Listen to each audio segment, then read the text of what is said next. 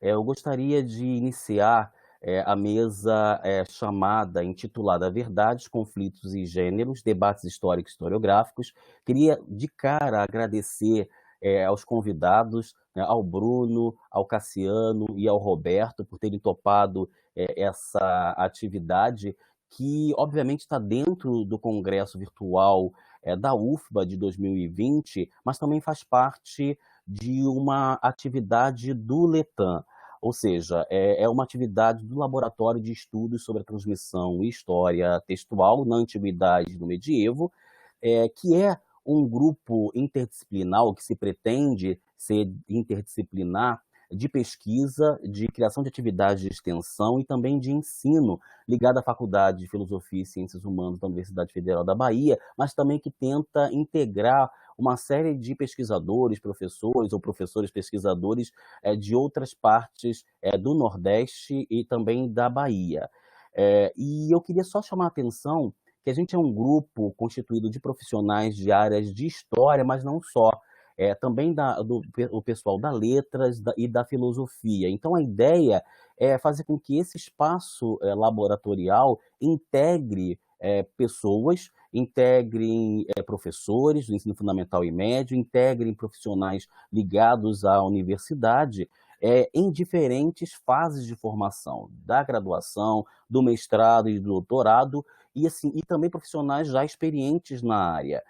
A gente tem várias linhas de pesquisa, a gente não só trabalha com gênero, como ficou evidente na mesa de ontem, a gente, além de pensar estudos de gênero e áreas afins, estudos feministas, teorias queers, ou estudos queers, a história das masculinidades, os estudos feministas, a gente não tem só esse escopo de associar esses campos e pensar a validade desses campos para a Idade Média. Existem outras linhas também que integram o pessoal da letras, da filosofia e outras correntes historiográficas. Então, a ideia é, sem dúvida, não criar exclusivismos, mas integrar o máximo possível de pessoas que se interessem pela história medieval e o pensamento crítico. Então, essa é a ideia. A gente tem trabalhado muito com a ideia de que a gente tem um lugar de fala, sem dúvida, mas não é qualquer lugar de fala. O nosso lugar de fala é um lugar que se pretende ser um lugar de fala de construção de conhecimento crítico. Então, sem maiores delongas, eu gostaria de iniciar a nossa mesa, dando a palavra para o Bruno, o professor Bruno. Professor Bruno, você pode se apresentar também, falar um pouquinho de você e depois começar a sua conferência. Isso vale também para os outros, tá bom? Bom dia, Marcelo, bom dia, Cassiano, Roberto, as demais pessoas que nos ouvem. Meu nome é Bruno Cassero Pessotti, eu sou professor de História Antiga e Medieval da Universidade Federal do Oeste da Bahia, sou membro do Letan e sou doutorando em História pela Universidade Federal da Bahia, tendo como orientadora a professora Edilete Souza Couto. E eu pesquiso a escrita da história no século X. Antes de mais nada, rapidamente eu gostaria só de parafrasear o nosso reitor, o professor João Carlos, dizendo que aqui sempre balbúrdia, mas não barbárie. Não é? E nós que estudamos a Idade Média estamos acostumados a problematizar essa questão relacionada à barbárie dos povos germânicos. Né? Então a gente conhece bem a barbárie, a gente sabe bem o que significa e como desconstruí-la. Barbárie não é aqui a nossa prática, e sim balbúrdia. Eu queria agradecer muito o convite do professor Marcelo de dividir essa mesa com os meus colegas do doutorado, né? O professor Roberto, Cassiano. É uma satisfação grande, né, imaginar essa mesa como uma mesa de doutorandos da UFBA. Então, agradeço, Marcelo, a você. E vou falar um pouquinho da minha pesquisa. Eu estudo a escrita da história no século X e a gente está muito associado a essa perspectiva de busca pela verdade. Né? Então, tentar estabelecer, a gente que eu digo nós historiadores, né? Não é o meu caso especificamente, tentar estabelecer os limites entre o verdadeiro, o ficcional, né? O preciso e o inexato é constante na nossa produção intelectual, nas nossas reflexões cotidianas. E eu estudo um intelectual, especificamente chamado Richer, estava associada à abadia de Saint-Rémy e que viveu ali entre meados e fins de século X, e que é uma figura emblemática nesse sentido. Porque o Richer, eu vou falar um pouco do trabalho dele, mas só para fazer uma apresentação geral, o Richer lançou mão de alguns expedientes intelectuais que eram bastante comuns na época em que ele viveu e escreveu, e a sensação que eu tenho quando eu leio uma parte de quem utiliza o Richer como fonte é a de que a consideração dos paradigmas que influenciaram o Richer a escrever não são tidos em conta quando a gente vai analisá-lo enquanto intelectual.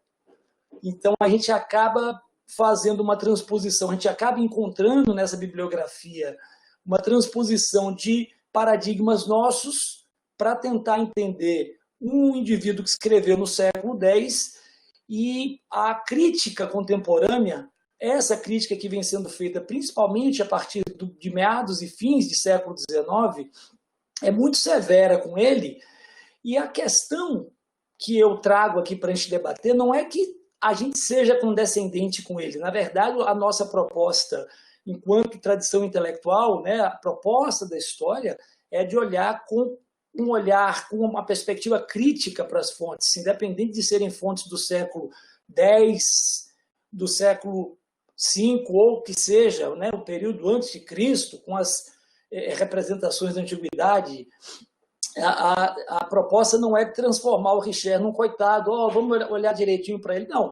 É de tentar entendê-lo segundo a premissa do grande medievalista francês Marc Bloch, de que a história é a ciência do contexto. Então, a gente não está fazendo nada além da nossa obrigação quando a gente olha para um intelectual do século X e tenta entendê-lo a partir do contexto dele. E é isso que me parece que falta um pouco quando se tem o Richer como elemento de análise histórica e historiográfica. Tá? Então, uma parte da minha pesquisa, que inclusive às vezes se presta um pouco de confusão, e eu percebi isso nos debates que eu tive com alguns colegas, né, que tiveram a ocasião de ler o meu projeto, de fazer algumas críticas e algumas sugestões, é de que eu apregou que a escrita da história, e aí é que eu conheço um pouco melhor, é do século X, ela faça parte da história literária de uma sociedade. Aí as pessoas dizem assim, mas Bruno, história não é literatura. Né? A literatura é uma proposta de narrativa e a história é outra proposta de narrativa. São coisas diferentes. E eu digo, eu não estou propondo que a história, que a escrita da história, por exemplo, do século X, seja considerada uma narrativa ficcional. Agora, ela é uma manifestação literária. E quando a gente fala de história da literatura, a gente não está falando da história do que é ficção, a gente está falando da história de uma tradição intelectual que se pauta pela trajetória escrita de uma sociedade, ainda que no caso da Idade Média a gente saiba que essa tradição escrita ainda é muito vai ser pelos próximos séculos, né? Não é um traço específico da Idade Média, a oralidade vai ser a marca da transmissão de conhecimentos no universo europeu. Estou falando do universo europeu, que é o que faz parte da minha pesquisa, a gente sabe que não é só da Europa, mas é o que interessa aqui agora, durante séculos ainda, né? A gente debatendo aqui no seio do Letan essa semana as escritas dos contos que deram origem aos contos de fada, que viraram filmes e desenhos animados, a gente sabe que esses contos foram colocados na narrativa escrita depois de circularem oralmente por séculos, em várias versões diferentes que variavam temporal e espacialmente. Né? Então, quando eu falo que a gente precisa colocar a escrita da história no universo da literatura, é no universo de uma tradição literária que às vezes alige a história. E aí essa história passa a ser deixada de lado, e aí o século X é um exemplo emblemático, e o Richer também, porque a gente tem a ideia de que, como essa história escrita no século X não tem os padrões de cientificidade que nós, contemporâneos, achamos que precisa haver, a gente fala, então isso é literatura, mas não é literatura porque não é uma obra puramente ficcional. Então essa história de não se enquadrar nem no ficcional e nem na história, acaba deixando no limbo alguns tipos de produção que são muito importantes para a gente entender o medievo, e o Richer é, no meu entendimento, um desses casos. E aí o Richer é muito utilizado na seguinte perspectiva: a gente usa a obra dele. O que pode ser comprovado do que ele disse a partir da análise de outras fontes, a gente usa. O que não pode ser comprovado, a gente descarta, porque ele não é de confiança, ele não tem um trabalho criterioso. Então, por isso, por essas questões, ele tem sido marginalizado, e aí esse processo, né, de marginalização da obra dele me parece que engloba não só a produção francesa, principalmente, né, porque ele viveu numa região do Reino Franco, que hoje, né, faz parte da França, mas também pela nossa medievalística, aqui, pela nossa produção intelectual ligada ao medievo no Brasil, no mundo português, e de forma geral, e no Brasil especificamente. Então, para a gente entender o Richer, a premissa básica é a gente ter o entendimento de que ele escreve segundo uma tradição que é a tradição retórica que tem principalmente como elemento estruturante o Cícero. Então, para a gente entender o Richer, a gente tem que levar em consideração que, gente, quando eu falo para a gente entender o Richer, é pela minha leitura, tá? Eu não vou ficar falando isso a todo momento, eu também não quero ser aqui, né, não quero parecer depositário de nenhum tipo de verdade, né, porque se eu estou falando aqui que a verdade precisa ser relativizada, quem sou eu para chegar e dizer, o caminho para a verdade é esse? Então, sempre que eu falo para a gente entender, fica subentendido, por favor, que é a minha perspectiva de análise. A gente precisa entender que ele lança a mão de um expediente que não se coaduna com o nosso paradigma de entendimento da disciplina histórica. Não só não se coaduna com o entendimento da nossa contemporaneidade historiográfica, do nosso entendimento dos últimos 30 ou 40 anos, como não se coaduna com o entendimento que se faz da disciplina histórica quando ela assumiu um foro específico de disciplina científica, acadêmica, que faz parte de uma tentativa de explicar a sociedade de leitura e entendimento do mundo. Tá? Então não é que ele não se enquadre hoje, é que ele não se enquadra com a trajetória que a gente conhece da nossa disciplina pelos últimos 200 anos. Tá? Então ele lança a mão de um expediente que a gente chama assim de, vamos chamar aqui de ficções ou narrativas plausíveis. O que seriam essas narrativas plausíveis? Diante de um evento determinado em um contexto envolvendo personagens históricas, ele cria, a partir de um substrato de informações, um enredo que é ficcional. Então, no final da minha apresentação, eu vou dar um exemplo para a gente ter, na prática, assim, né, o entendimento do procedimento intelectual do Richer. Então, ele pega essa proposta de ter uma informação específica sobre um evento envolvendo a corte, o rei, a rainha, ou uma reunião de duques e nobres, ou uma reunião envolvendo bispos. Então, ele sabe que aconteceu aquela reunião, ele sabe que aconteceu aquele concílio, aquele sínodo, e ele tem o nome de quem estava presente.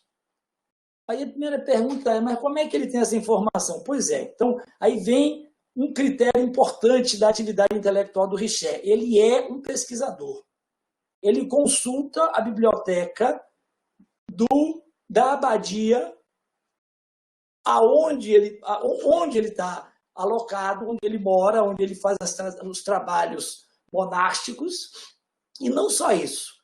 Ele viaja e consulta bibliotecas de outras abadias, de outros mosteiros, e ele tem acesso a algumas documentações que extrapolam esse universo bibliotecário, chamemos assim. Né? Então, ele tem acesso a documentos que são produzidos naqueles scriptoria, né?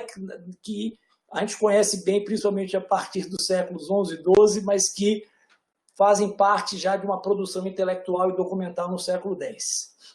Então, O Richer, né, com todo o cuidado, ele pesquisa, ele é um pesquisador, ele sai em busca de informações para escrever a obra dele. Então ele escreve essa obra, a obra se chama, hoje a gente chama de 4 livros de história, né, e geralmente as traduções que tem da obra do Richer apresentam só o título de histórias, né, as histórias de Richer.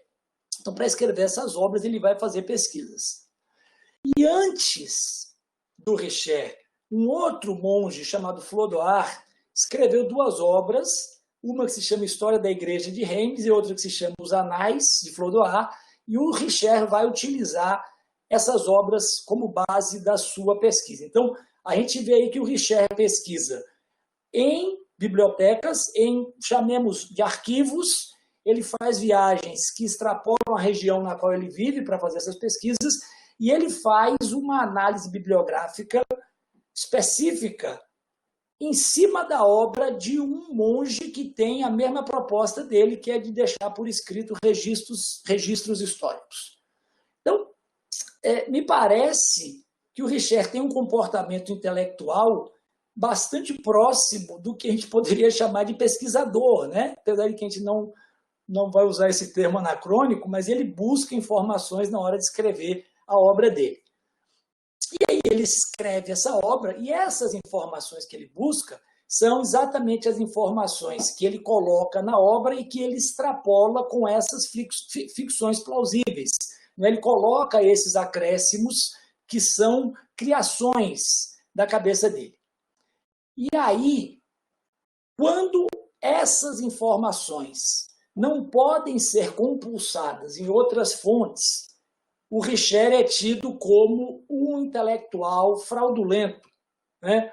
Lendo o trabalho de um colega medievalista, às vezes aparece a palavra assim, né, invenções descaradas, né, sobre essa produção que tem o objetivo de preencher os vazios com lacunas que nem sempre são lastreadas por pesquisas, né? Então, a gente fica nessa tentativa de ter esse entendimento, e para nós, como isso é uma criação que não é histórica e nem historiográfica, e ela é ficcional, mas quem está escrevendo não é alguém que se propõe a escrever uma obra de ficção, a gente, então, vaticina que se trata de um fraudulento, de alguém que quer ludibriar, enganar com algum objetivo político escuso.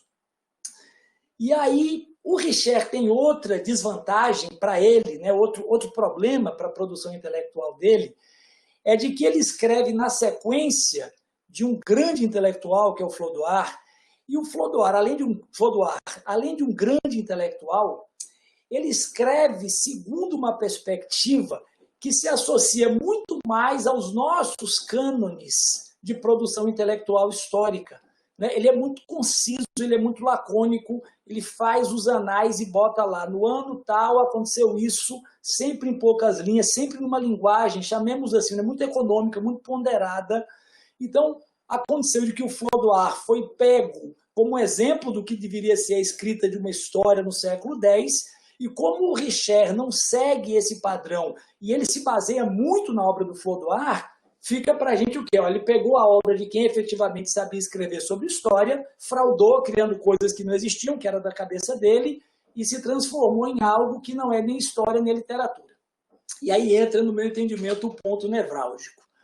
O Richer, ao se basear na tradição ciceroniana, né? Então, mais uma ponte para a gente falar que a tradição clássica vai se manter presente no universo medieval durante muito tempo, né? As reminiscências de Roma, né? Recentemente, eu estava lendo um livro do Icahn, né? Chamado O Legado de Roma, que apareceu recentemente, foi traduzido para o português recentemente, e ele vem mostrando isso ao longo da obra, né? Como a tradição romana, greco-latina, está presente de forma latente na Idade Média, no século 7, 8, 9, 10, e que aquela proposta de renovação dos estudos dos séculos 11, principalmente 12 e 13, servem como uma continuidade para uma tradição que foi mantida ao longo da Alta Idade Média, né? E muitas vezes a gente não se dá conta de que muitas obras da tradição romana clássica só sobreviveram graças ao trabalho feito, principalmente depois do Renascimento carolíngio, né, de preservação desse tesouro intelectual. Bom, então, depositário dessa tradição do Cícero, o Richer escreve a obra dele tendo como base dois substratos: a apresentação de fatos não enviesados e a criação de narrativas plausíveis. Então, a narrativa plausível, ela precisa de uma sustentação, chamemos assim, factual, para ser criada. Então, ele acrescenta esses elementos plausíveis a partir de uma base documental que envolve personagens, contextos, atestados e documentados. Então, essa fase da criação plausível é a segunda sustentação da narrativa retórica ciceroniana, que tem o objetivo de alargar as informações que você tem da documentação que atesta os fatos que aconteceram, de entreter e divertir o público e de tornar essa narrativa mais convincente. Então, a narrativa plausível só vai ser bem-sucedida se ela for capaz de convencer aos interlocutores, ouvintes ou leitores daquilo que está sendo argumentado. E se o historiador, intelectual, escritor não tiver a habilidade de amarrar os fatos conhecidos a desdobramentos que sejam convincentes, ele vai ser mal sucedido. Então, o que a gente precisa buscar na obra do Richer, mais do que a verdade absoluta, se é que ela existe, né? Estava lendo ontem um texto sobre cinema e história, e aí o professor Jorge Nova diz assim: o historiador precisa abrir mão da ideia de que existem documentos neutros. A ideia de documento neutro não condiz com o nosso entendimento de história no século XXI. Então, quando o Richer escreve e tem essa documentação sobre o que ele escreveu, que não é neutra, como nada é neutro, a gente precisa ter o entendimento de que essa escrita traz uma série de subsídios para a gente entender o contexto do século X, ainda que não a partir de tudo o que ele escreveu. E aí eu lanço a pergunta: quem é que tem informações precisas de uma fonte para dizer que você tira daquela fonte do modo, da maneira em que ela se apresenta e passa para um trabalho acadêmico? A nossa atividade é exatamente essa, é identificar, não para dizer está ali mentiroso, está ali fraudulento, mas para entender e para ver o que é que permite a gente conhecer do século X aquela narrativa. Então, a plausibilidade para o século X, para a tradição ciceroniana, não é uma falcatrua intelectual, é um mecanismo de uso da linguagem que se aparta do nosso cânone de escrita da história, que se separa do nosso entendimento do que é uma narrativa histórica ou historiográfica. E se a gente não lança o olhar para o século X, tendo o entendimento de que os paradigmas para atingir a verdade, o lícito, o aceitável intelectualmente falando, não são os mesmos que os nossos, a gente não está fazendo a nossa tarefa de sabermos colocar em prática a análise contextual, de que a nossa missão é o entendimento contextual. Então, para finalizar, eu vou dar um exemplozinho, que é a informação que o Richer nos traz baseada em uma informação que ele tira do Flodoard. No ano de 946, morre o bispo de Amiens, e aí o Flodoard diz nos seus anais: morre Derode, o bispo de Amiens, 946. Então, a informação que ele traz é essa, mais lacônico impossível. E aí, o Richer pega essa informação e transforma numa narrativa, lembrando um evento que foi protagonizado pelo Derode, né, por esse bispo que morreu. Então, esse evento é considerado como falcatrua, como falso por alguns analistas do Richer e é considerado verdadeiro ou possível para outros. Então, existe um debate, não existe um consenso em relação a factualidade desse evento ou não.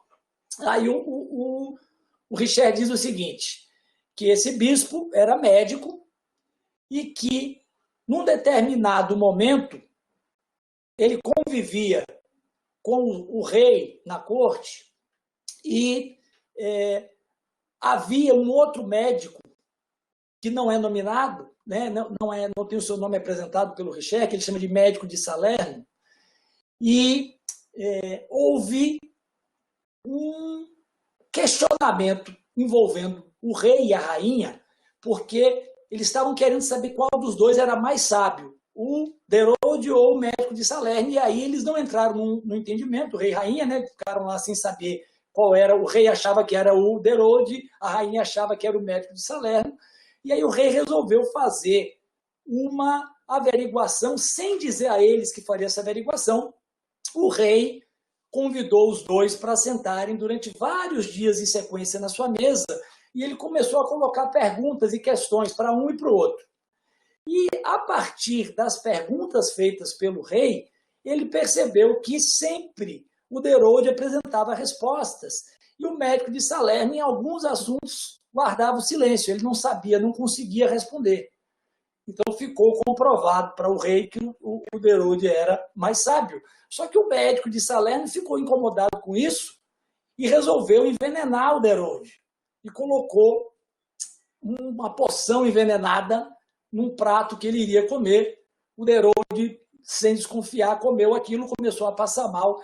E ele era um médico tão astuto que ele mesmo correu atrás e providenciou os medicamentos, né, as substâncias necessárias para reverter o envenenamento, e reverteu. E quando ele reencontrou o médico de Salerno, ele falou, né, fingiu que não sabia o que tinha acontecido, só que já imbuído do desejo de realidade, envenenar ele, o médico. E ele faz isso. E o médico de Salerno, envenenado pelo Derode, começa a se sentir mal, né, está em vias de ter a sua situação agravada, e a partir de uma ordem do rei, o Derode vai e ministra os cuidados ao médico, ele se salva, mas tem o pé amputado. Então, a partir daí, a gente tem essa criação do Richert sendo tirada dessa informação do Flodoard. Morre Derode, o bispo de Amiens, em 946. Você fala, poxa, que criatividade, né? Parece realmente uma história inventada por alguém com uma imaginatividade, uma criação, uma imaginação muito, muito aflorada.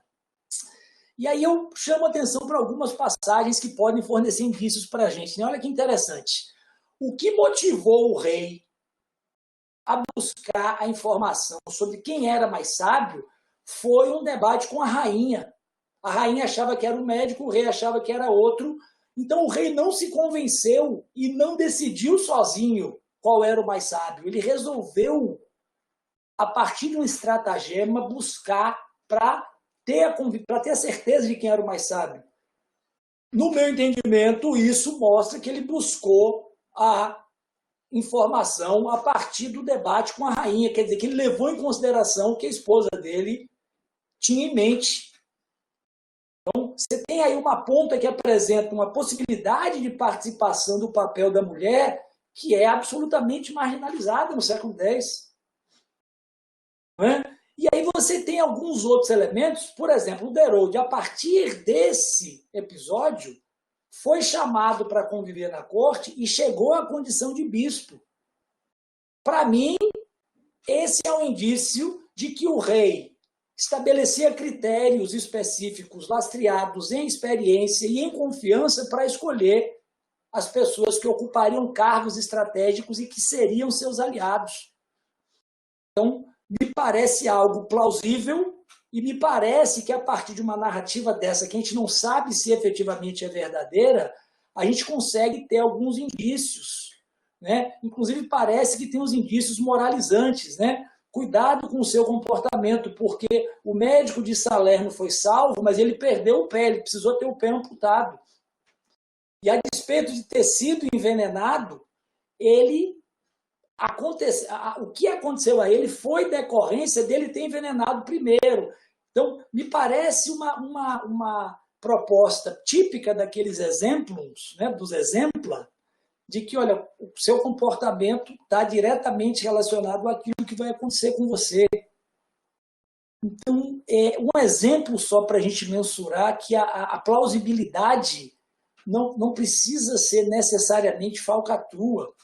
Ela pode ser um indício para a gente fazer algumas leituras do passado que fornecem para a gente, que nos permitem ter um entendimento mais complexo da sociedade, né, mais abrangente, sem necessariamente nos aferrarmos à ideia de que aquilo ali ou é a verdade absoluta ou eu jogo no lixo. Eu acho que o Richer é um personagem interessante para a gente relativizar essas questões. Muito obrigado, Marcelo, Cassiano, Roberto, os demais colegas que estão nos assistindo, a quem nos ouve, pela paciência. Me perdoe se eu me alonguei demais, tá certo? Obrigado. Foi um prazer participar dessa mesa, de estar participando dessa mesa aqui com vocês. Tá bom? Obrigado, Bruno. E então eu passo a palavra agora para o Cassiano. É com você, Cassiano. Bom dia a todos e a todas, ou todes. Primeiramente, eu quero agradecer o convite do professor Marcelo, por estar aqui com vocês hoje, com amigos, parceiros e colegas de profissão, mas não só de profissão, também de pesquisa e, por fim, de resistência também. E eu quero também iniciar minha fala dando um viva à educação brasileira que tem resistido nesses tempos pandêmicos, mas não só nesse tempo pandêmico, né? Nesses tempos de obscuridade que o país tinha atravessado e que vamos atravessar resistindo, com certeza. Então, viva a educação brasileira, viva a nossa universidade, a UFBA, e meu nome é Cassiano Celestino, como o professor Marcelo acabou de falar. Atualmente, eu faço doutorado em História Social pela UFBA, sou integrante do LETAM, e sou orientando do próprio professor Marcelo, que está aqui com a gente hoje. É uma honra para mim estar ao lado, e vou ser bem repetitivo nisso, que é uma honra mesmo para mim estar ao lado de grandes amigos e colegas, o Bruno, Casseb e o Roberto. É um prazer estar com o Roberto, conhecendo ele agora, mesmo que virtualmente. Eu tentarei ser o mais didático e breve possível, para que não fique muito cansativo nem para mim, nem para vocês que estão ouvindo. E, atualmente, o que eu tenho pesquisado e pensado para o doutorado é pensando produções e reconstruções de masculinidades no medievo ibérico, especificamente durante o governo de um monarca, que é Alfonso X, no Reino de Leão e Castela, entre 1252 a 1284, pensando essas masculinidades por uma perspectiva não só dos eixos de gênero, mas também ensaiando o que eu chamo de uma tentativa dos estudos queer. Porém, o que eu trago aqui para vocês hoje é um debate muito mais teórico, que atravessa a minha pesquisa e que tinha atravessado os meus estudos desde a época da graduação. E que não tem muito tempo também, que eu sou da graduação, só tenho apenas 2 anos e meio. Então, eu trago para vocês aqui uma tentativa de mapeamento desses estudos, do que a gente chama de uma medievalística brasileira, durante esses últimos tempos. Então, a minha fala vai ser dividida em 2 momentos. Em um primeiro momento, eu vou dar uma breve reflexãozinha, e quando digo breve, é breve mesmo, sobre os estudos medievais no Brasil. A tentativa aqui não é de esgotar o assunto, é porque é impossível, nós sabemos disso, e eu não sou tolo também de pensar desta forma.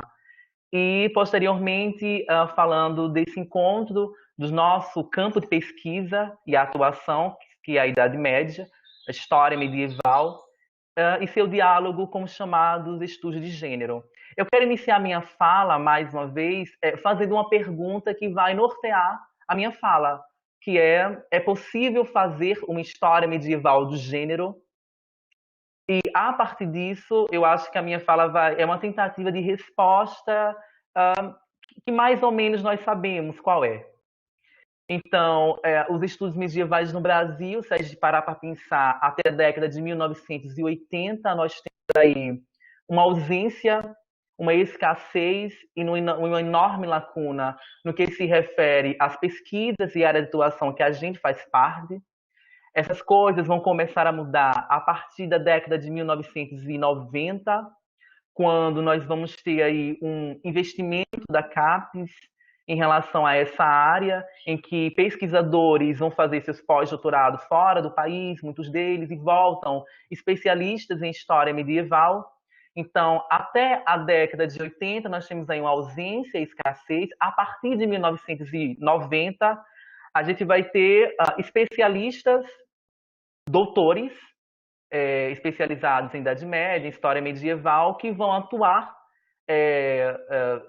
em sua área, vão ensinar História Medieval, vão falar de História Medieval, sendo doutor nesta mesma área, que até a década de 80 era algo extremamente escasso. A partir também desta década, que é a década de 90, de 1990, nós vamos ter também a criação de grupos muito pontuais, eu acho que é importante também falar isso, de grupos de pesquisas que vão existindo aqui e ali de história medieval. E isso também é importante para o crescimento da nossa área no nosso país. Então, a gente vai experimentar essas mudanças a partir de 1990. Eu estou olhando um pouco para baixo, porque são as minhas colocações, meus pontinhos que eu coloquei, tá, gente? Não estranhe. Então, nós temos aqui, eu acho que eu vou ressaltar alguns pontos que foram importantes para o crescimento, desenvolvimento da nossa área de atuação, que é a história medieval. Além da criação dos grupos de pesquisas, que até hoje são importantes, e a gente tem percebido uma explosão muito boa de criações de grupos de pesquisas, talvez não só uma explosão, melhor dizendo, uma propaganda, uma maior visibilidade no que diz respeito aos nossos grupos de pesquisa, né? Através da popularização da internet, que é um ponto fundamental para a expansão e o crescente desenvolvimento dos nossos estudos no país, porque nós vamos ter acesso através dessa popularização da internet, e aqui eu estou apontando a internet como um dos principais motivos, não o exclusivo, mas um dos principais motivos para o desenvolvimento dos estudos medievais no Brasil, porque isso vai facilitar o acesso às fontes sem sair das nossas casas. Isso vai facilitar o diálogo com outros medievalistas de outros estados, como é o que está acontecendo aqui agora. O diálogo permanente com outros programas de pós-graduação e com outros grupos de pesquisa. Então, a popularização da internet, obviamente que nem todo mundo tem um acesso à internet de qualidade, nenhum computador de qualidade, óbvio, isso é evidente. Isso tem ficado muito mais visível agora nesses tempos pandêmicos, mas a internet popularizou e foi fundamental para o desenvolvimento dos nossos estudos, além da criação de grupos de pesquisas. Como eu falei, acesso às fontes sem deslocamentos, a criação, principalmente, também em 1996, da Associação Brasileira de Estudos Medievais, a ABREM, e, consequentemente, os jornais da ABREM, que têm um papel fundamental na divulgação de eventos, congressos, pesquisas, teses, dissertações, relatórios de pesquisas da nossa área, sem contar a sua importante revista, que é a revista Signo, que é a revista da ABREM, que ajuda também e contribui nesse desenvolvimento e crescimento da nossa área, nosso país, e, posteriormente, a promoção e, principalmente, gente, a partir de 2000, de eventos acadêmicos que tenham como foco principal e unicamente os estudos medievais no Brasil. E aí nós vamos ter a própria ABREM, ela organiza binualmente um encontro internacional de estudos medievais. Diversas instituições e universidades começam a fazer simpósios, seminários, encontros regional ou nacionalmente de estudos medievais com foco na nossa área de pesquisa. E eu quero, dentre todos esses que eu acabei de falar, eu quero ressaltar, gente, a criação, principalmente, mais uma vez, de grupos de pesquisa. Porque, ao meu ver, e isso já é ressaltado, de passagem, por diversos outros pesquisadores, diversos outros medievalistas no nosso país já fez esse levantamento. Eu tenho mapeado isso desde 2015 e continuo mapeando os estudos medievais na nossa área, em diversas plataformas online que nós conhecemos, como periódicos da CAPES, o Lattes, a plataforma de TED, dissertações brasileiras, eu tenho feito isso constantemente, porque me interessa muito. Mas a Andréa Cristina Lopes Frazão da Silva fez isso em 2004 e posteriormente em 2006. A Nery de Barros Almeida também tem artigos sobre isso. Enfim, diversos historiadores já fez esse levantamento, que me interessa muito, que eu tenho mapeado. Mas o que me interessa, o que eu tenho mapeado, é especificamente estudos de história medieval que tem como foco a perspectiva de gênero. Eu tenho mapeado, numa tentativa de mapear, obviamente que em algum momento eu vou acabar deixando escapar alguma coisa, mas a minha preocupação recente é mapear estudos, pesquisadores que têm como foco de suas pesquisas, que, na verdade, utilizam-se do gênero como categoria de análise histórica para pensar a Idade Média, para pensar o medievo. E aí, eu acho importante falar da criação dos grupos de pesquisa, como eu ressaltei, como um ponto importante de desenvolvimento, porque esses grupos de pesquisas fundados em diversas instituições do nosso país vão ser fundamentais e vão ser os grandes influenciadores de estudos de gênero. Tá? Eu não vou, obviamente, citar toda a lista extensa que eu tenho aqui, mas existem vários que é muito conhecidos entre a gente, vários outros. Tem o Domínio da Universidade Federal de Sergipe, o Letan, que nós fazemos parte, o PEN da UFRJ e de outras instituições, o LEME, o NEMAN e vários outros, eu quero destacar, vários outros grupos de pesquisas que continuam sendo criados na nossa região Nordeste. Um exemplo disso é o recente grupo de pesquisa criado pelo professor Fabrício, da Universidade Estadual do Maranhão, que tem feito um excelente trabalho em divulgação naquela região dos estudos medievais. Mas tem diversos outros. Esses grupos de pesquisa, eles atuam na divulgação de seus trabalhos, dos seus integrantes que trabalham com gênero ou diversas outras perspectivas, e atuam publicizando tais estudos, o que é fundamental para a nossa área. E eu acho que é super fundamental o que nós estamos vivendo. Só abrindo parênteses, gente, antes de continuar.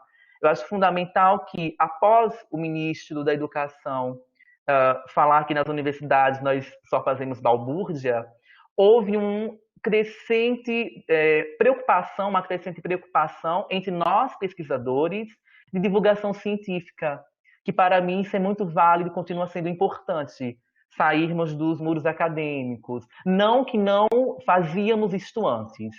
Hoje é uma preocupação, né? Isso está em pauta, isso está em jogo. Isso me preocupa muito mais enquanto pesquisador do que anteriormente.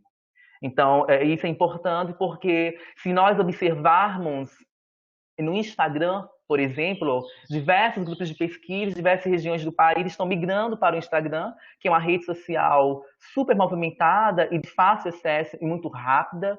Esses dias eu acabei mapeando, foram mais de 17 grupos de pesquisas que recentemente aderiram ao Instagram, muitos deles eu não conhecia, mas continuando e tentando responder a resposta que eu propus, se é possível fazer uma história medieval do gênero. A primeira coisa que é importante ressaltar é que sim, com certeza, é evidente, já fazemos e já é um campo consolidado no nosso país.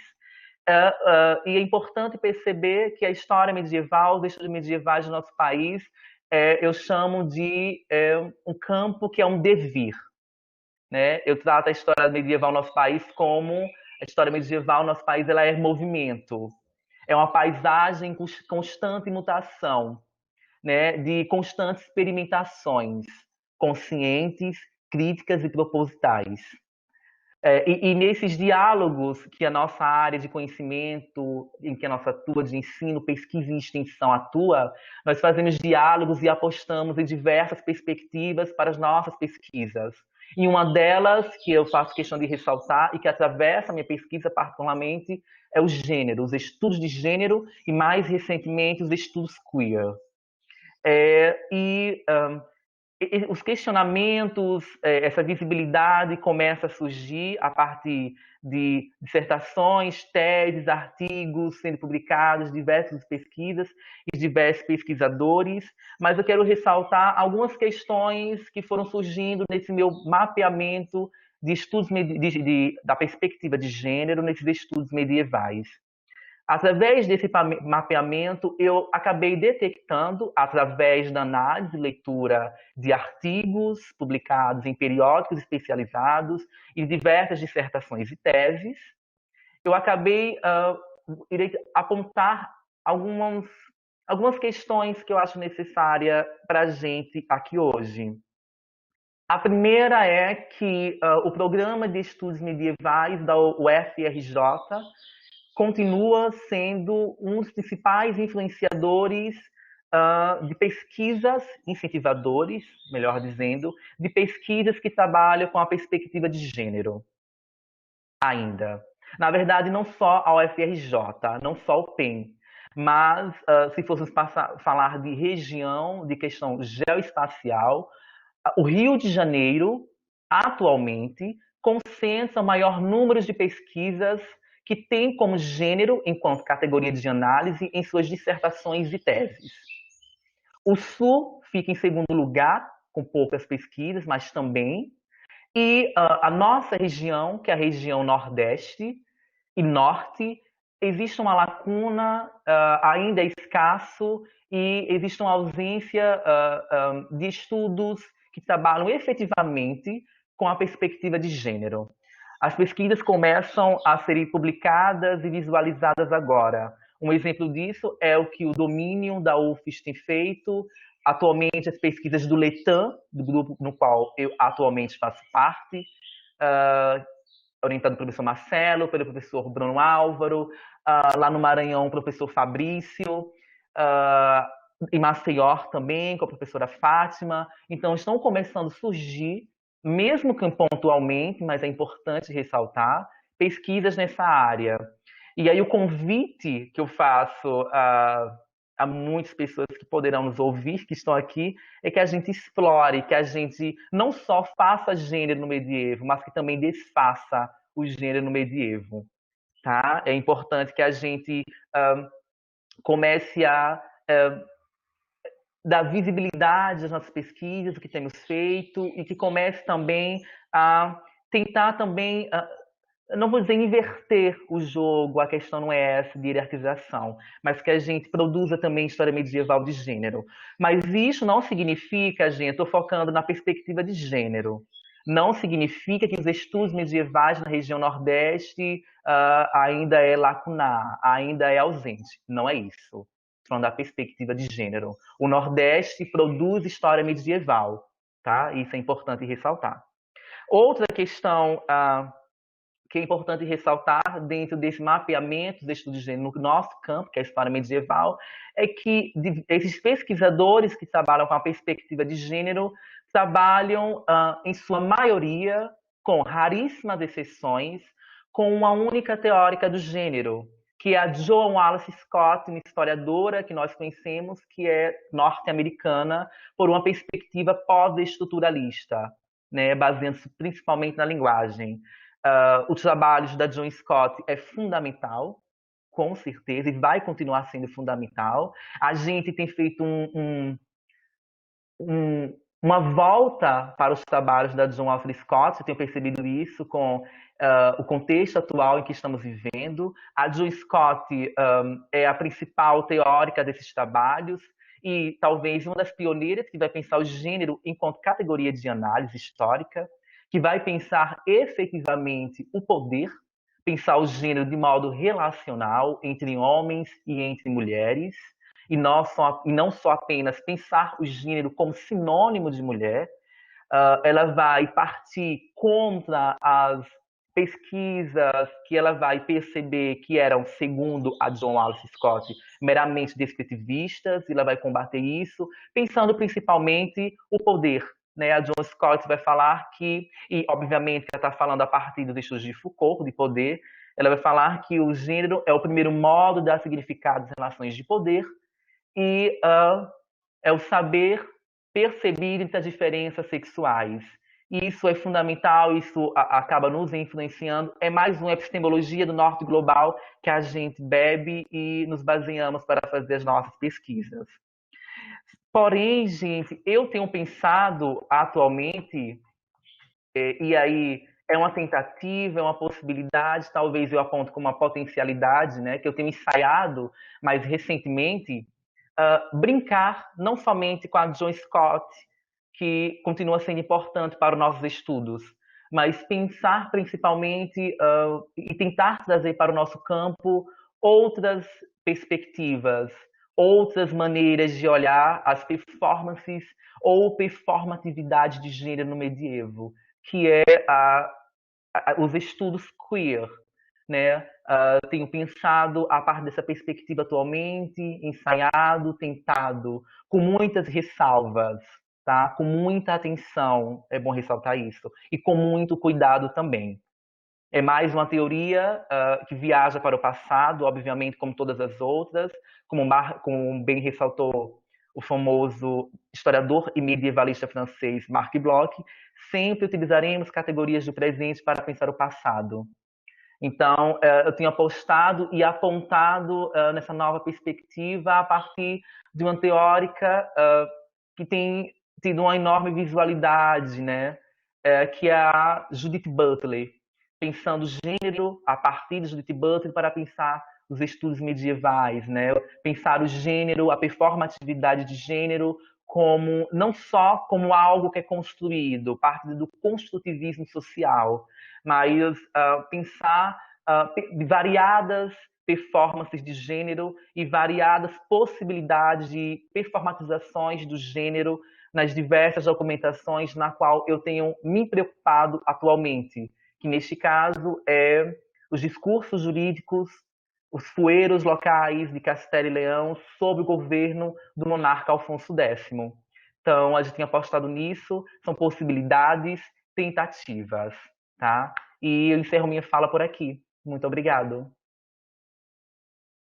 Eu agradeço, Cassiano, pela exposição. Então, na sequência, a gente já passa a bola agora para o Roberto. Roberto, a palavra é sua.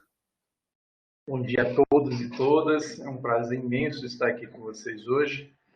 Eu acho que a gente deve começar sempre por dar os devidos créditos àquelas ações que a gente considera importante.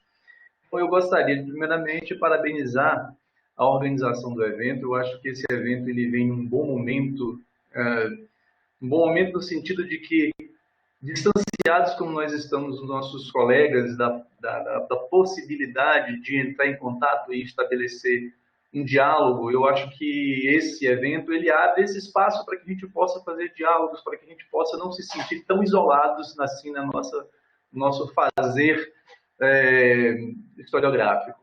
É claro que a pós-graduação, por essência, ela já nos isola bastante dos colegas, da vida em comum.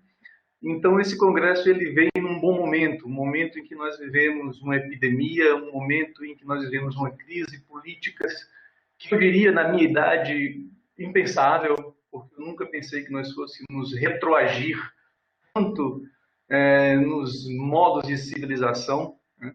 Estamos aí à beira de um golpe, né? E temos que resistir a tudo isso da forma como nós podemos e sabemos fazer. E o que nós podemos fazer é continuar tentando produzir conhecimento e dialogar com os colegas. Eu queria agradecer aos organizadores do evento e agradecer, obviamente, o convite do professor Marcelo, que tão generosamente nos acolhe para fazermos essas interlocuções. Bem, gente, meu nome, desculpa, eu tinha que me apresentar primeiro, mas não fiz isso. Meu nome é Roberto Oliveira, eu sou professor da Universidade Estadual do Sudoeste da Bahia e atualmente estou fazendo a pós-graduação em História no programa de pós-graduação em História da UFBA. Tenho tentado trabalhar no meu doutorado com religião e política. Né? Mas hoje, em especial, eu queria tratar de um assunto que, para mim, introduz essa questão da religião e da política né? Eu estou trabalhando com o século XV, eu estou trabalhando com um autor que é o Girolamo Savonarola. E esse autor, ele consegue, no finalzinho do século XV, promover aquilo que poderíamos chamar de uma revolução política dentro de Florença. O título da minha apresentação é esse: Os Conflitos Sociais e o Governo Popular de Savonarola, Florença, 1494. Trata-se de uma análise da cena ou do cenário político desse finalzinho de século para começarmos a pensar a forma como o governo popular ele se faz presente numa realidade que era completamente contrária a qualquer tipo de participação do povo nas instâncias do poder. Então, é por aí que a gente vai começar. Vou tentar controlar meu tempo, porque eu sou bastante prolixo e eu não quero extrapolar. Bem, começaria com uma epígrafe retirada da obra de Dante Alighieri, A Divina Comédia, em que Dante, na parte sobre o paraíso, ele encontra com o seu trisavô, Cátia Guida, e aí eles começam a desenvolver um diálogo, na qual o trisavô, diz que a Florença daquela época em que Dante vivia estava tomada pela corrupção dos costumes. E que ele começa a lembrar dos tempos em que ele, Cátia Guida, que viveu provavelmente no século XIII, no começo do século XIII, né, começa a dizer como era a cidade. E aí ele nos traz alguns elementos importantes para a gente pensar essa transformação da sociedade, digamos, tardo-medieval da Itália. Quer dizer, Florença, dentro de sua cerca antiga, onde a sua terça e a nona ainda soa, está em paz, da temperança amiga. Não havia correntinha, nem coroa, nem saia ornada ou cintura cingida, que alçasse mais olhares que pessoas. Eu acho essa parte do discurso de Cátia Guida sumamente importante para a gente começar a entender as transformações que se opera aí entre os séculos XIV, entre os séculos XIII e os séculos XV e XVI. Primeiro que é digamos assim, uma perspectiva diferenciada daquela que era até então colocada. É óbvio que essa condenação à riqueza, ao luxo, à ostentação, à prodigalidade de um modo geral, isso estava em muitos discursos do período. Mas Dante traz uma outra percepção, uma outra questão que parece-nos muito importante, que é dizer que a riqueza está transformando os valores da sociedade. Os homens, naquele momento, se afirmavam mais pelo ter do que pelo ser. É óbvio que a perspectiva de sujeito, de ser, aí de Dante está ligada aí numa linhagem nobre, numa constituição de uma nobreza. Embora ele particularmente não acreditasse que essa nobreza fosse unicamente de sangue. Mas aí é uma outra questão que a gente poderia discutir num outro momento. Então, o que eu quero trazer com essa epígrafe é esse processo de transformação. O que está mudando nessa sociedade do século XIV, que é sumamente importante para a nossa análise. Tratando da cena política, do cenário político do final do século XV, digamos que alguns eventos aceleram profundamente a crise política na qual Florença ela entra aí nos meses de novembro e dezembro de 1494. O principal evento que faz o aceleramento desses processos foi a invasão de Carlos VIII, rei de França, à Itália. Carlos VIII tentava retomar o poder do reino de Nápoles, mas para isso ele precisava cruzar toda a península. E, obviamente, contava com, digamos assim, a aquiescência de alguns dos grandes de Itália, mas de outros ele ficava numa situação que precisava exercer a força. E Florença é uma dessas cidades extremamente cobiçada, não só pelo rei, mas por todas as forças que ali estavam no entorno, e precisava, de uma certa forma, entrar em acordo com esse rei, porque esse rei passaria, de qualquer forma, pelo território florentino. Na ocasião, quem estava à frente do governo era o filho de Lourenço de Médici, o Magnífico. O nome dele era Piero de Médici. Só que Piero, já há algum tempo, sofria uma série de desgastes. Primeiro pelo seu temperamento, pela forma em que ele lidava com as questões políticas. posteriormente por uma incapacidade que ele tinha de aceitar as mudanças, as novidades que estavam surgindo politicamente. Então ele procura o rei e tenta estabelecer um acordo. Nesse acordo, ele foi forçado, para garantir a sua permanência no poder, em doar algumas cidades que tinham sido conquistadas por Florença ao longo de várias décadas de luta e de recursos financeiros. Duas delas em especial, Livorno e Pisa. Essas duas cidades permitiam a Florença um livre acesso ao mar, o que facilitava muito o escoamento de sua produção. E, além disso, né, como resgate, o rei também exigiu uma quantia de 200.000 florins, ao que Piero ele foi forçado também a aceitar. É óbvio que esse acordo ele aconteceu no momento em que Piero já estava extremamente desgastado dentro do governo.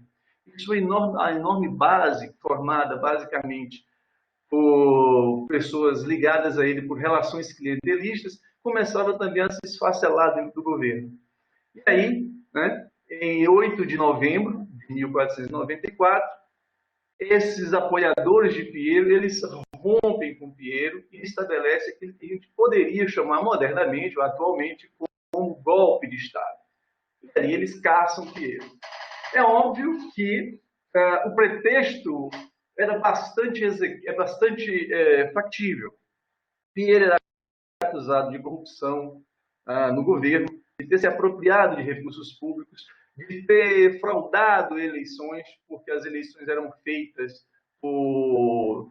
colocando-se o nome dos elegíveis dentro de uma bolsa, mas o próprio Piero conseguiu criar uma segunda bolsa, uma bolsa menor, que ele chamava de... esqueci o termo, tem um termo italiano que eles usavam para fazer essa crítica. Uma segunda bolsa na qual ele colocava o nome dos elegíveis que estivesse de acordo com a sua perspectiva política. Então, uma série de questões estavam colocadas para fazer a cassação de Piero. E outra coisa, o aumento da dívida do Estado.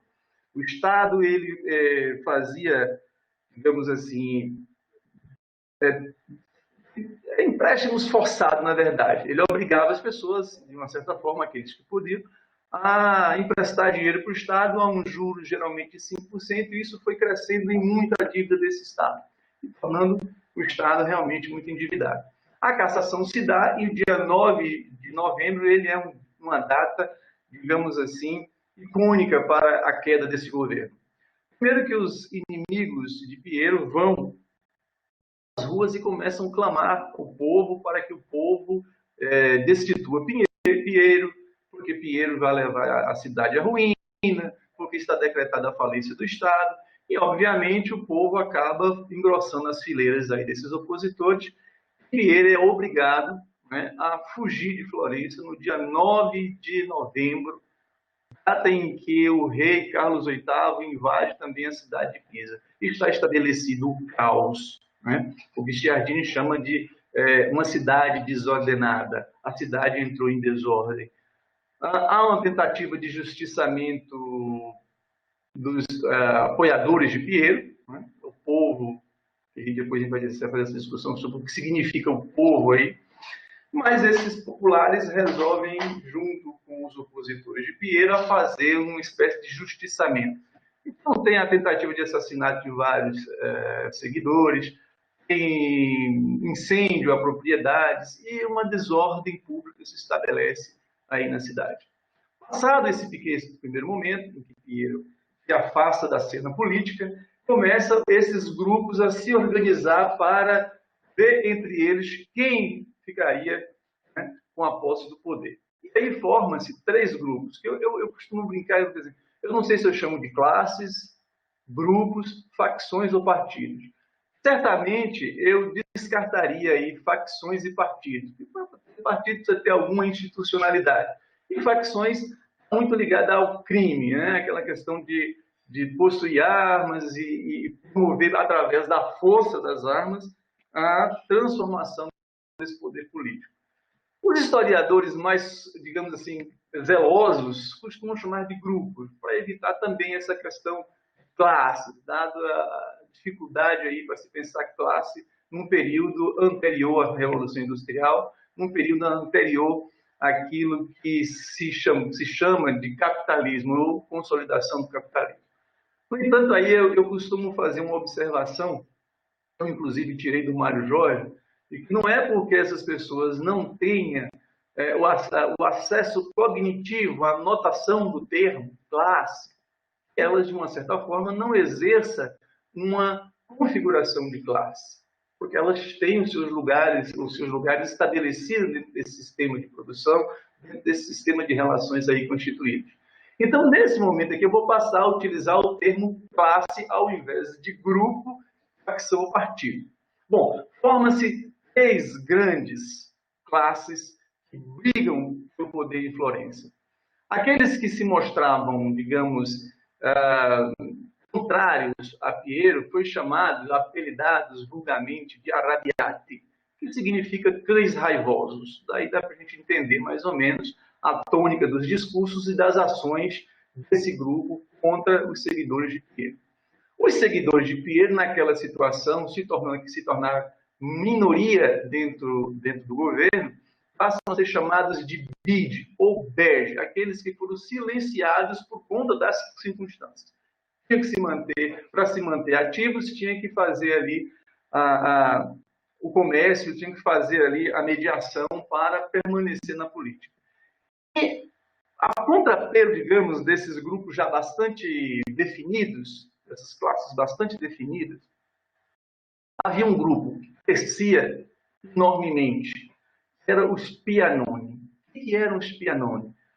Numa tradução seria os planteadores, os chorões, aqueles que choram, aqueles que rezam, aqueles que buscam na transcendência uma explicação para a sua condição na Terra. Mas esses homens, né, liderados por um monge ferrarense, dominicano, chamado Jerônimo Savonarola, né, começa a fazer digamos assim, uma manifestação de força para também fazer parte desse poder.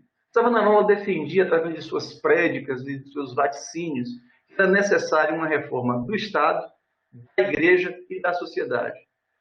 Desde que chegou a Florença, ele acusava os médicos de corrupção. E não era muito difícil comprovar essa corrupção dos médicos. Mas ele falava mais. Ele dizia que Florença era a cidade a partir da qual deveria se estabelecer um outro primado da organização humana no mundo, né? Florença era a porta para uma sociedade melhor, para uma sociedade mais perfeita.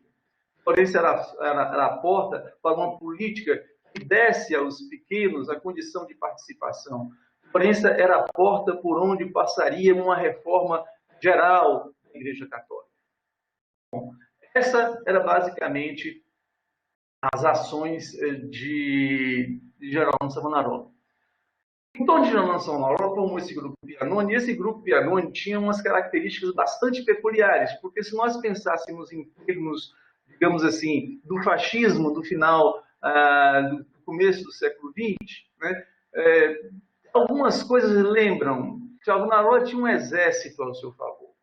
Eram meninos, as fontes falam entre 12 e 18 anos, né, que compunha uma grande massa que andava pelas ruas, entrando em casas, pegando objetos que eles consideravam de uso inapropriado ou que, de uma certa forma, favorecesse a impudicícia, afetasse a moralidade de algum modo, né? E tomavam dinheiro, pediam dinheiro nas ruas e, às vezes, exigiam das pessoas que passavam dinheiro para obras de caridade do Frei e, de uma certa forma, controlava ali os excessos, criando outros excessos.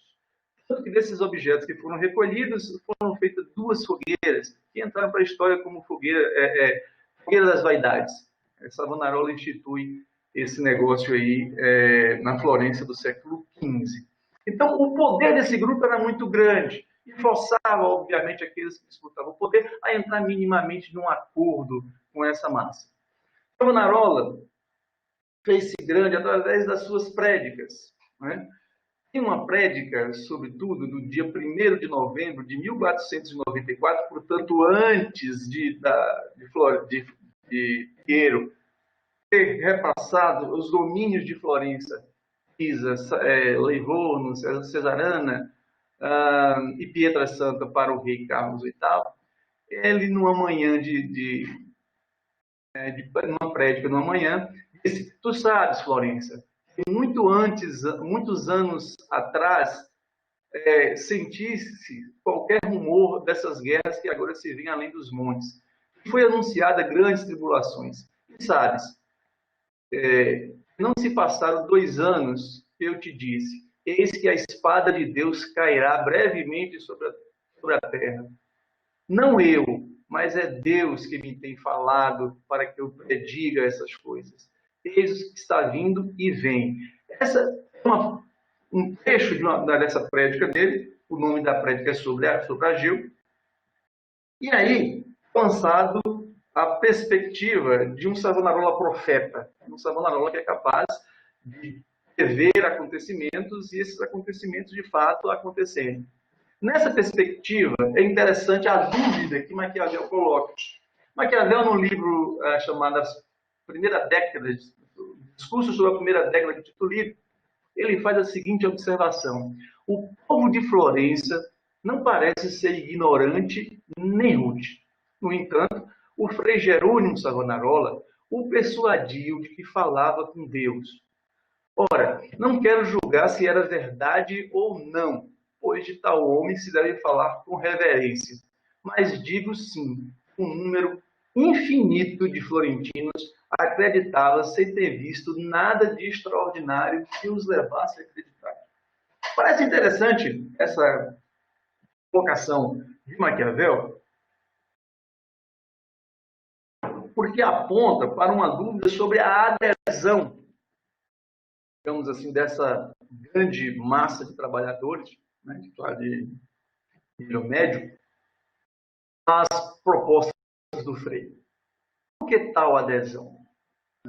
Bom, aí tem as muitas explicações. Guicciardini coloca que, na verdade, toda essa conturbação política que começa no ano de 1378 até 1494, tinha criado as condições para que o discurso do Frei se tornasse um discurso aceito pela maioria dos florentinos. Né? E aí outros comentadores, nós temos alguns memorialistas. Esses memorialistas geralmente ficam numa situação um tanto quanto dúbia. Por exemplo, a do Luca Landucci, que escreve no seu diário sobre os acontecimentos de Florença, se coloca numa situação que ele não quer dizer que as questões que estão sendo postas por Savonarola são verdadeiras, são autênticas, mas também ele não quer negar. Então, inclusive, ele aconselha os filhos a não se meter na política, porque ele sabe que dali não viria, digamos assim, boas coisas. Bem, mas está estabelecido aí os limites para se pensar essa crise política. A perspectiva que a gente coloca aqui, para além dessa de Maquiavel, é tentar pensar numa perspectiva diferente, ou pelo menos numa perspectiva mais materialista, entendendo que a ação o cenário político de Florença em 1449 não fora resultado unicamente das pregações do Frei, não fora resultado unicamente da debilidade governamental de Piero, nem tampouco da invasão de Carlos VIII. Mas é um conjunto de coisas que precisam ser analisadas dentro de uma perspectiva de múltiplas determinações. Determinações históricas, determinações econômicas, determinações políticas, determinações sociais. E isso cria para nós uma condição de tentar entender materialmente como se processou essas coisas. A primeira coisa que a gente traria, fazendo um link aí com o epígrafe da obra de Dante, é a apropriação e a centralidade que a riqueza toma dentro de Florença. Não é à toa que Florença é uma cidade extremamente dinâmica comercialmente. Muitos autores chegam a dizer que ela é o berço do capitalismo. Agnes Heller faz isso, Mark Bloch faz isso. E tem uma série de outros autores que também apontam Florença como esse berço do capitalismo. É óbvio que esse dinamismo econômico de Florença cria as condições para o crescimento exponencial de algumas camadas ligadas ao comércio, que nós chamamos aqui de aristocracia mercantil. Essa aristocracia mercantil do século XIII ao século XIV trabalhou, digamos, intensamente para minimizar a velha nobreza que ainda resistia sob um partido chamado Guelfo, de quase nenhuma expressão política no final do século XV. E ela estava ali trabalhando para se afirmar, mas sofria aí a força que a aristocracia mercantil tinha. E essa aristocracia mercantil, ela se estruturava em torno de um eixo produtivo que era basicamente, assim, para falarmos muito apressadamente, muito ligeiramente, em torno da fabricação de tecidos de lã, de seda e de tecidos em geral, aquela chamada arte de Calimala, arte de Santa Maria e por aí vai. Digamos, esse eixo produtivo era dividido em guildas ou artes, né? Os textos falam de artes, por isso eu tomo mais o sentido de arte do que de guilda. Eram corporações de ofício que se organizavam, né, economicamente, com a possibilidade de participar da política. Então, a política, de uma certa forma, era gerida por esses grupos, né? Os médicos, por exemplo, que dominaram de 1434 até 1494, portanto, 60 anos, era ligado ao setor têxtil, mas também era ligado ao setor bancário. Se estabeleceram com grandes banqueiros. Bem, analisando um pouco a sociedade desse período, a gente tem um documento que, para mim, é muito importante, muito significativo, que eu devo me debruçar mais sobre ele. É o Catastro de 1427. O que era isso? Na verdade, era um documento sobre a renda dos cidadãos e aquilo que eles deveriam contribuir para o fisco. É uma declaração de bens, na verdade. E esse catastro, ele nos mostra a grande disparidade que havia entre ricos e pobres dentro de Florença. Então, você tem uma classe ligada às artes maiores, rica, né? E tem umas classes intermediárias. Essas classes intermediárias eram médicos, sapateiros, e aí mistura um bocado de profissões, que tinham uma participação muito reduzida na política. E, na parte de baixo, uma série de trabalhadores, inclusive trabalhadores braçais, assalariados, e esse é um ponto significativo, né? Assalariados, que crescia enormemente e vivia na mais profunda indigência. Alguns dados do catastro chegam a nos causar, digamos assim, emoções, né? Para ser mais tranquilo.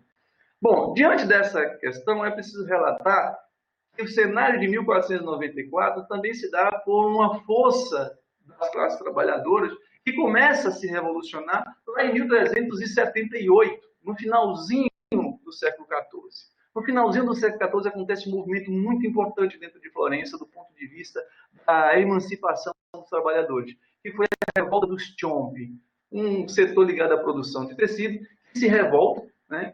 E essa revolta, ela é tão significativa, embora ela tenha acontecido também em Pisa, embora ela tenha acontecido em outras cidades, Florença, por ela ter sido mais registrada, ela aparece como muito significativa.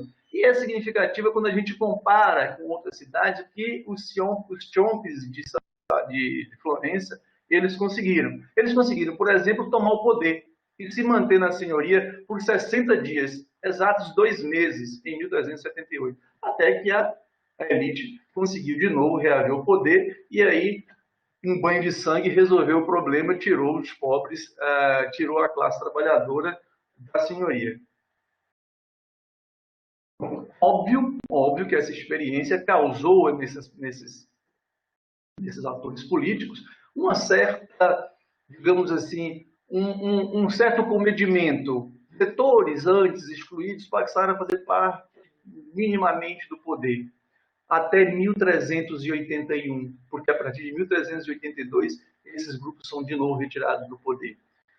Bem, para a gente concluir, eu diria que aquilo que aconteceu com o governo popular de Savonarola, o governo popular de Savonarola foi instituído, né, a partir da expulsão de Piero, e obviamente passou uma grande camada da população média passou a fazer parte da política e incomodar profundamente aqueles que queriam poder para si, as elites mercantis, a aristocracia mercantil. E essa aristocracia mercantil precisava a qualquer custo retirar essa classe média e essa classe pobre do poder. E isso se dá um longo processo, a começar com a morte de Savonarola. Savonarola é morto em praça pública, assina uma confissão que muitos dizem que não era possível ter sido assinada por ele, dada a forma como ele sempre se posicionou na vida. É claro que isso abre espaço para discussões várias que a gente não pode fazer aqui, mas, de qualquer forma, ele foi sentenciado em praça pública, né, para dar os exemplos necessários aqui, tentasse falar contra o poder estabelecido. Depois da morte de Savonarola, um período em que se permite ainda um certo diálogo com as classes trabalhadoras, mas em 1509, mais uma vez, se prepara um outro golpe, e em 1512 os Médici retornam à cena política de Florença.